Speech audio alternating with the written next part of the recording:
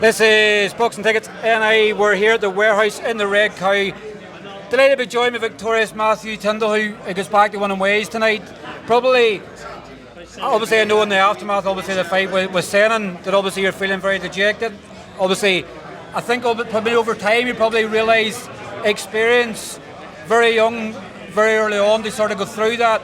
It's probably woke up the bear, is that fair to say? 100%, like this whole camp, I was even saying to my dad yesterday on the way home from the weigh-in, it doesn't feel like this, like Joe, the last few fights and all has been all exciting. I said, this feels like proper business now, like I'm not this little, I know it's only been a year, but I feel like I've got to go into a new stage in my career now.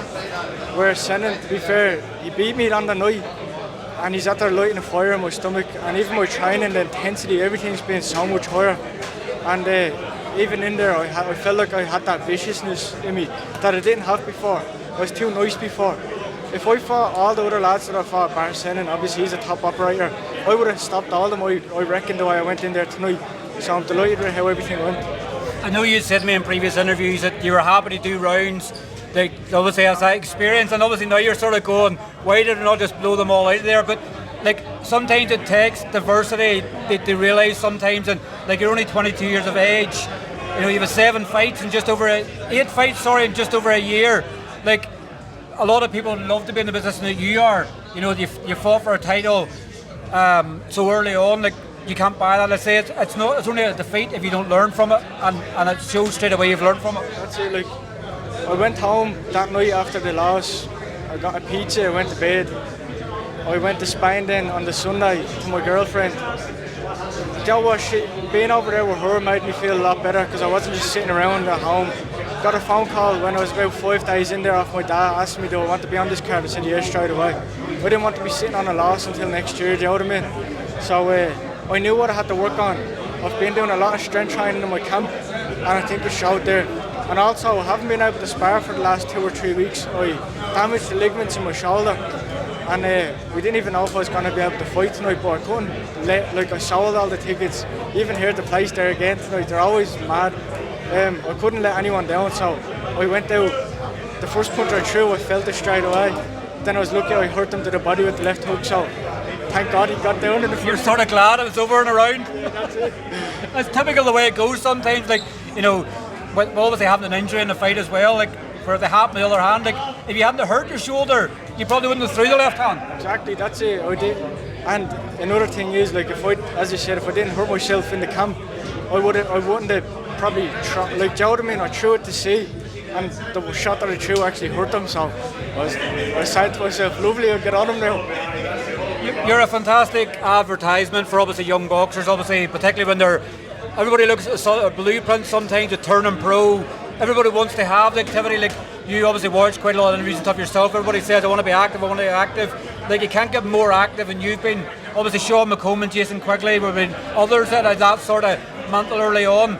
Like you've tasted defeat, you haven't went off and cried anything about it. You maybe had a wee cry to yourself personally, but Days after. but like you've picked yourself up, you could have taken a few months off, wanted to drink, holiday, partied, but you've said, you know what, I want to get back in there. I've learned my experience from it now, and I'm going to, you know, it's woke up the bear. You come back stronger, and don't blink, sort of, anybody. That's it. Like, you know what it is. Senan woke me up to what a real professional fight is. Them hard 10 rounds, they're not for just a lad coming in. You might spar him and I done well with him there, or beat him that day, or that was a close spar. Yeah, fight's different, and he showed me that night, and that's what's after opening my eyes up. That I'd done everything I could in that camp and all, and I was 100%. It's just the night he was the more experienced and more headstrong lad. He went there and got his game plan up, and he took me out of my game plan, and that's what happened. And I don't want to ever feel that feeling again. That really hurt. And tonight, that's what I had in my stomach, that fire, that I'm not going to let that happen again. And I'd say it's that experience, only fighting can do that sometimes. Like when you get into that situation again, you've got that experience behind you, you're going, nothing's going to stop me from getting where I want to go. Exactly, like after this is my last fight training out of Ireland as well. I'm going to be in a training with mccullough in Vegas from now on. It's going to be a big step. Like I'm going to be doing all my camps over there, coming back here to jazz shows, but it's a big step, and I'm so excited to go over because who's better to train you than Olympic silver medalist, WBC champion. He's fought all the best, like Prince Nassim and also. His coach is Eddie Fudge, like he's gonna be teaching me what he taught him. So I believe that's the best move for me to progress my career.